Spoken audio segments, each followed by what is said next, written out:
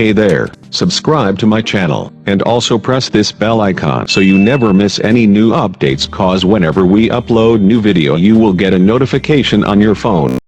Part 1. You and a friend are looking for a place to live.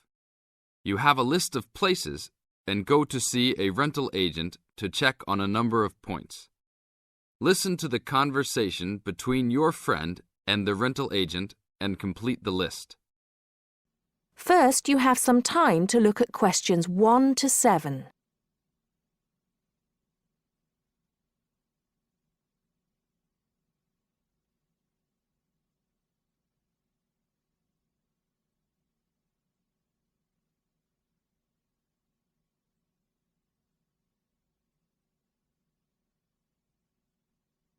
Now listen carefully and answer questions 1 to 7. Hi, we've been looking over your listing of apartments for rent and we have a few questions about a couple of the apartments. Can you help us? Sure. Yeah, this is our most recent listing. What would you like to know? Well, we were first wondering about the house on 3rd Street. We can see that it is furnished and rents for $135 a week, but can you tell us how many bedrooms it has? Let's see. In addition to the den, it has 3 bedrooms. The rental on 3rd Street has 3 bedrooms. So in the example, 3 bedrooms has been written down in the number of rooms column for 19 3rd Street. Now we shall begin. You should answer the questions as you listen, because you will not hear the recording a second time. Listen carefully and answer questions 1 to 6. Hi, we've been looking over your listing of apartments for rent and we have a few questions about a couple of the apartments. Can you help us? Sure. Yeah, this is our most recent listing. What would you like to know? Well, we were first wondering about the house on 3rd Street. We can see that it is furnished and rents for $135 a week, but can you tell us how many bedrooms it has? Let's see. In addition to the den, it has 3 bedrooms. What about the one on Route 9N? It looks like it's big with a library and a deck, but it doesn't say how much it costs or anything else about it. Oh yes, Mrs. Gaylor's apartment. That one is actually only a 10-month rental and it is going for $156 per week. It's quite a nice place. She only rents for 10 months each year because of horse racing season. Then her relatives all come to stay, so tenants have to move out. It's a little bit inconvenient, but past tenants have really enjoyed their stay there. Oh, well, we need it for a full year. I guess that one is out. How about the rental on Browen Drive? How many rooms does that one have? As it says on the list, it has 2 bedrooms and a private kitchen and bath. But it's actually a very small place. That's why it's a bit cheaper. Oh. Well then, what about the one that has 3 large rooms? Who is renting that property? That one is a good deal. Mr. John Smith is renting it. But he's quite eccentric and he has a strict rule about no pets. How about cats? Nope, absolutely no pets.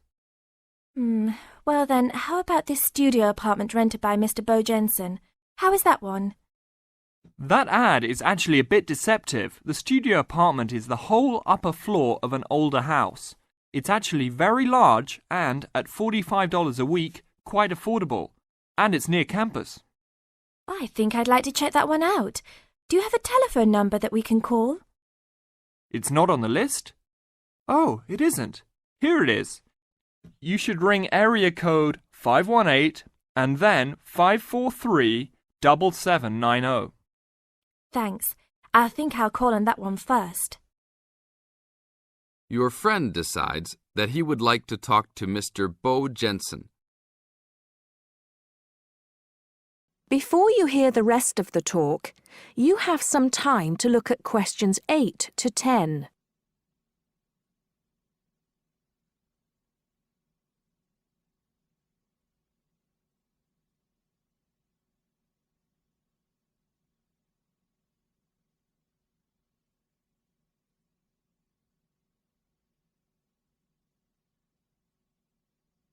Now listen and answer questions 8 to 10. Hello? 1512, Route 9. Yes, is this Mr. Jensen? Yes, it is. Can I help you? Yeah, we're studying here at university and we came across the rental information for the studio apartment that you're renting. Is it still available? Yes, of course. I actually just placed the ad and you're the first person to call. Is there anything you'd like to know about it? Yes, actually there is. As students, we are on the internet a lot, and we heard that some homes in the area have high-speed connections. What type of connection do you have there now? Oh, that's an interesting first question. But I guess I have heard that too. But we just have a phone line here. Nothing fancy. I think you can have a cable line installed, but it's just a phone line for now. Okay, well maybe we can do that. What type of heating does the apartment have? Now there's a more traditional question. We have oil heat here. It's an older house. That tends to be a little more expensive during the winter, right? Yeah, but there's nothing to do about it. It would cost too much for me to put in a gas heater. What else would you like to know about the apartment? Well, we heard it was quite big. Is it furnished? Actually, yes. I should have put that in the ad. It has an old couch and a couple chairs, a dining table, refrigerator, stove, and even a dishwasher. Does it have any beds? Yep, it has 2. That sounds great. When is the apartment available? You can have it tomorrow night if you want. I just have to clean up a couple things before you get here. Do you want to come over and see it first? No, it sounds fine to us. I actually know the street too, so I know the area. We'll take it. That is the end of part 1. You now have half a minute to check your answers.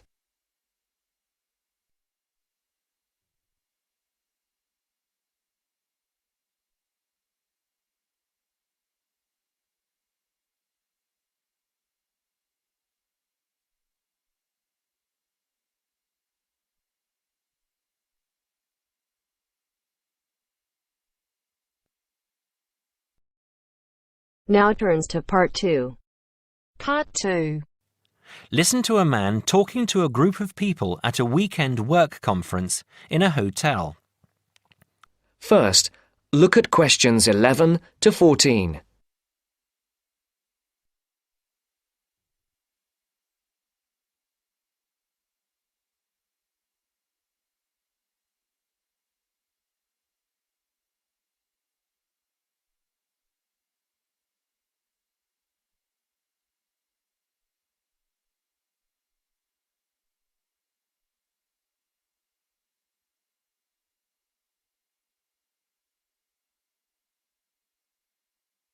Listen carefully.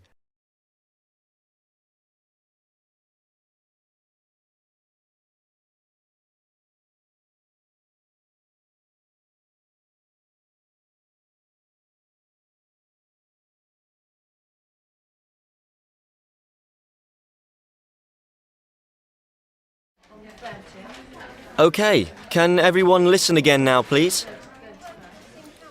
Now you know how much of the weekend will be work and what some of the meetings and sessions are about, I'd like to tell you something about how you can spend some of the free time you have over the weekend, both inside the hotel and outside in the town centre. As I've said, you'll be free from around 5 today and on Saturday and from lunchtime on Sunday, and there's plenty to do. This is the first time we've had the conference at the Royal Spa Hotel, and I'm sure you'll agree it's a very nice place. Really, there's no need to leave the hotel at all if you don't want to, but I'm sure some of you will want to get out for a change of environment. Okay, first, restaurants and bars. I'm sure you all saw that there was a bar near the entrance as you came into the hotel, but there are actually 2 more bars. One is also on the ground floor, behind the main restaurant, and the other is on the top floor. That one has a very nice terrace where you can sit outside and enjoy the view.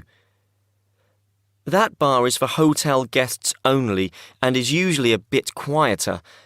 As I say, the main restaurant is on the ground floor. We will have breakfast and lunch there, so you'll get to know it well.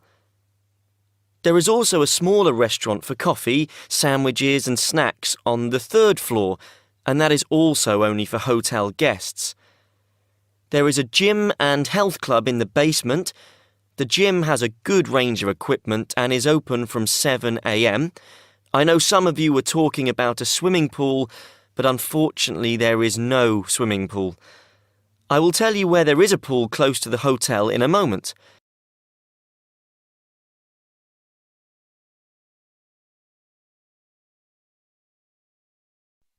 Before the broadcast continues, look at questions 15 to 20.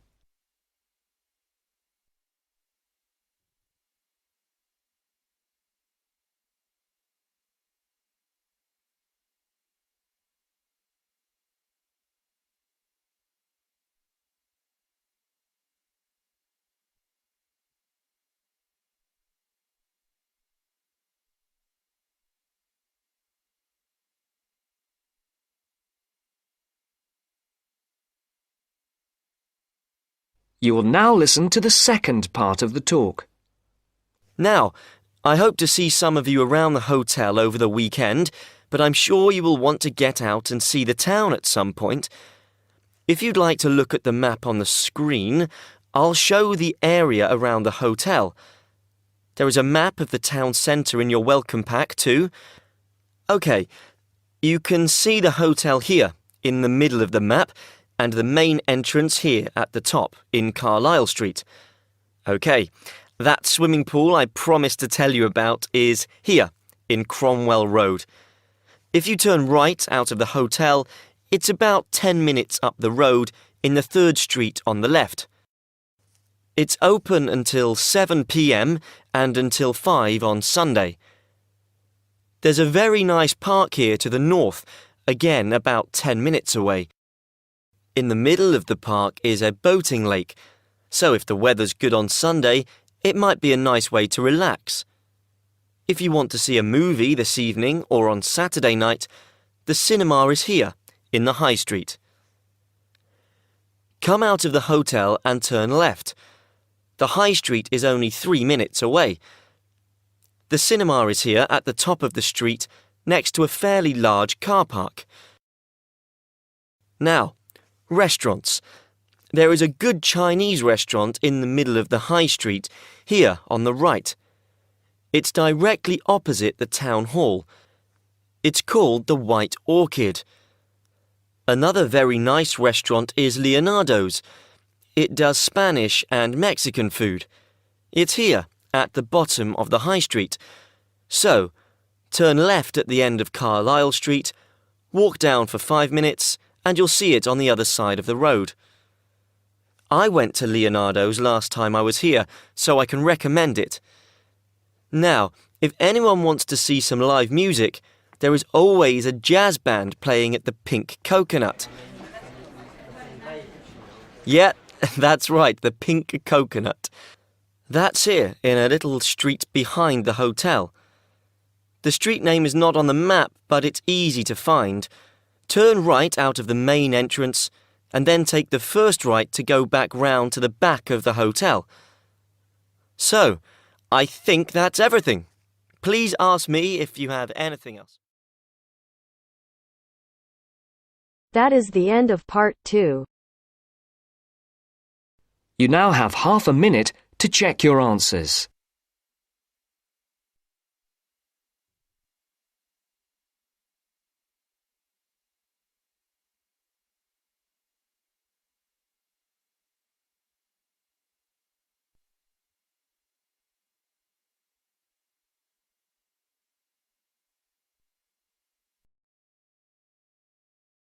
Now turns to part 3. Part 3. You will hear a tutor and some students talking about an assignment. Listen carefully and answer questions 21 to 26.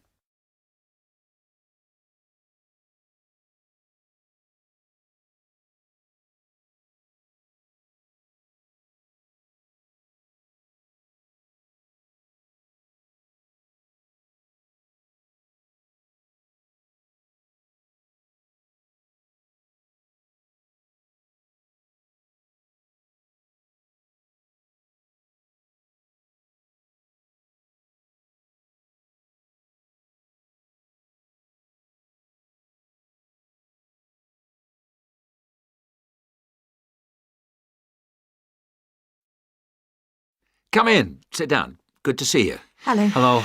Now, this assignment. The best thing we can do, I think, is to think how we can approach it. The main point is to investigate television, but not what's happened in the past. I was thinking that it would be necessary to go over the new media first and then... Yes, that's a way to make a start, but you need to do that quite briefly. But it's quite a complex topic. Yeah, I agree, but the emphasis must be on the future development of television as a cultural phenomenon. Yes. I've been reading the talk by Ashley Highfield. All right, and what do you take from that? What are the things that are competing with television? Well, to start with, there is the games console. Then there is the personal computer and the internet. Then again, the mobile phone with its capability of games and puzzles. And of course, internet access. Lastly, there is the iPod with the possibility of listening to music wherever you go. Good, you've understood that. Now, which of these presents the greatest competition for television? Well, according to the research, it's video games. Yes, that's true at present, but in the future... I think the phone will present the greatest threat then. And why? Because it's mobile, portable, and it's developing fast. Yeah, I think you're right. You need always to look to the future and try to assess how things will develop, as we said. Good. Now, you need to move on to the new social trends in connection with television. Is one of them the idea that programmes might become shorter and shorter? Ah, yes. The average programme might be 10 minutes. Or even less. Just mini-programmes, say 4 to 5 minutes long. Now, do you think you can get access to all the materials you need? The problem at the moment is the library. Oh, yes? What's happening there? There's a tremendous amount of noise because of the new extension they are building. It's quite impossible to work there. They are stopping work for a week next week, I believe, and then all the sections will be open.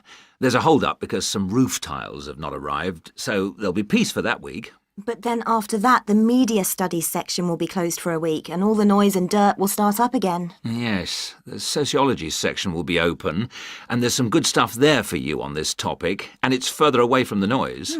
Yes, I don't think the sociology section is affected at all, and neither is the journal section. No. Obviously, they're rotating the closures, and it was sociology's turn to close for a week last term. I think we should make a complaint. Yeah, I think you should. I've had a word with the library staff. They are very sympathetic, but... They are affected by these works just as we are.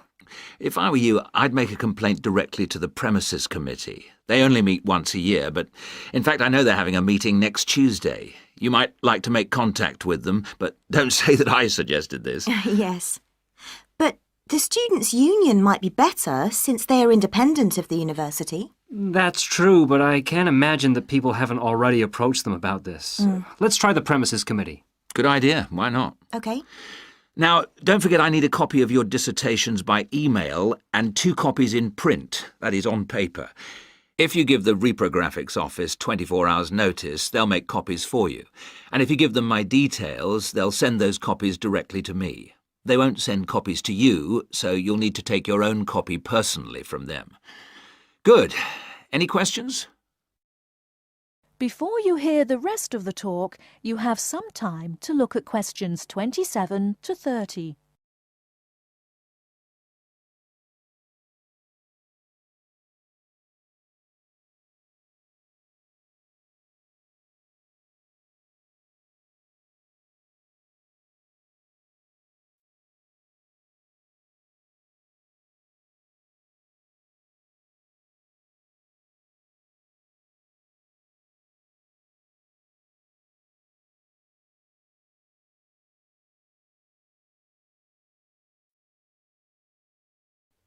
Now answer questions 27 to 30.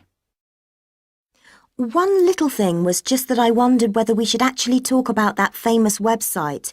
You know the one, YouTube. Ah, I was rather hoping you hadn't overlooked that. Good point. It's mostly homemade videos. I suppose you could say that each video is a television version of a podcast. Anything else? Yes, I've got a question, I'm afraid. I'm not completely clear about the exact meaning of culture, as we are using it in this subject. Well, Mrs. Jones is giving a lecture on culture and society in the University Theatre. It's on Wednesday at 10 a.m, and you can learn all about it there, I'm sure. Can you give us that again, please? Yes, that's Culture and Society. It's in the University Theatre. And let me just check the time. Yes, here it is. 10 a.m. on Wednesday. She'll be giving a very thorough discussion of the issues in defining what culture means. Right. That's good. The thing is, the reading list confused me a bit. One thing that occurred to me was that it might be broken down into subsections for future students. Yes, that's a fair point. I'll bear that in mind. Now, don't forget, you need to do the reading and finish the assignment by the 4th of July. Is that okay? Fine. Thank you very much.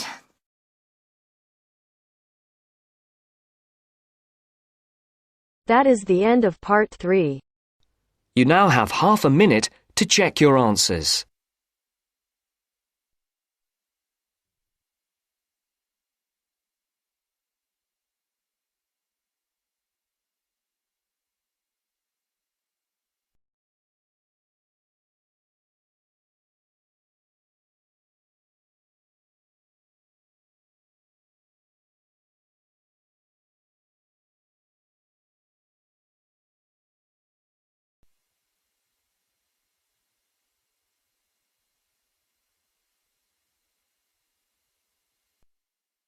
Now turns to part 4. Part 4. You are going to hear a lecture about the geographic information about Australia. You now have some time to read questions 31 to 40.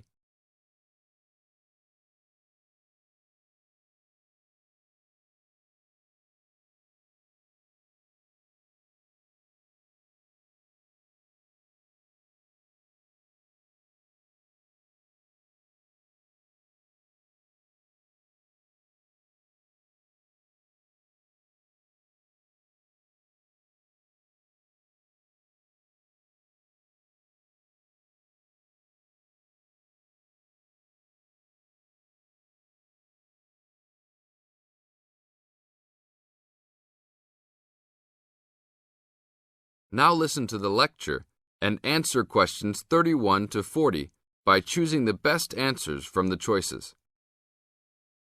Good morning, everybody. We'll continue to look at Australia, and today look at one of its greatest natural challenges, water for the agricultural sector. As the only nation to occupy an entire continent, Australia has a unique environment, with much of it very flat and dry. One notable feature of the Australian continent is that it is the lowest of the continents. The average elevation is less than 300 metres, compared with the world's mean of 700 metres, and its highest mountain is only 2,228 metres, so it is overall a very flat country. It is also dry. In fact, Australia is the driest, after Antarctica, of the continents. Yet Australia has extremes of climate and topography. There are rainforests and vast plains in the north, snowfields in the southeast, deserts in the centre, and fertile croplands in the east, south, and southwest. And Australia contains some of the wettest areas on Earth. In western Tasmania and on the northern Queensland coast, but half of the continent has an annual rainfall of less than 300 millimetres each year, and only 20% has more than 600 millimetres each year. A major problem is that the limited water resources do not match up with where water is consumed. The major water resources are in northern Australia and Tasmania, whereas most of the agriculture and people are in southeastern mainland Australia. The agricultural sector is the largest consumer of both self-extracted and main-supplied water, using over 70% of total net water consumption.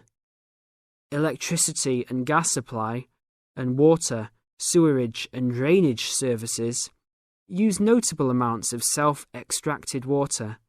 However, net consumption in the household sector is the lowest, just 8% of total net water used. Australia's water use increased by 25% over the decade between the mid-1980s and mid-1990s. Much of this increase was due to irrigated agriculture, which, as noted earlier, accounts for over 70% of national water demand. Since the mid-1990s, the growth and profitability of irrigated agriculture has outstripped the dryland agriculture sector. Irrigated commodities contributed almost a third of total farm exports in the mid-1990s. The results of a special government report in 2000 showed that if today's water use arrangements continue, the water needs of the rural industries will outstrip water availability by about 2020. Irrigated agriculture, Australia's major water-using sector, would be seriously affected by the shortfall. And although groundwater underlies large areas of Australia, it accounts for only 4% of water use. So, clearly, apart from water for households, which mainly comes from dams or rivers, it is the rural sector where efforts towards water conservation are particularly directed. In this sector, the largest consumers of water are the meat and wool industries. One of the major problems in considering sustainable agriculture is the large amounts of irrigated water used to produce these products. Some of the crops, such as wheat, maize, and soybeans, also use a lot of water. Furthermore, many crops are grown in dry areas, where up to half the available water evaporates from the soil surface or seeps down too low into the ground for the plant roots to reach it. Well, that's all we have time for this morning. You will be able to do further study on this topic in the library, and I have a handout here with references for those who want to come out to the front to collect it. Next week, we'll look at outback farming and... That is the end of part 4. You now have half a minute to check your answers.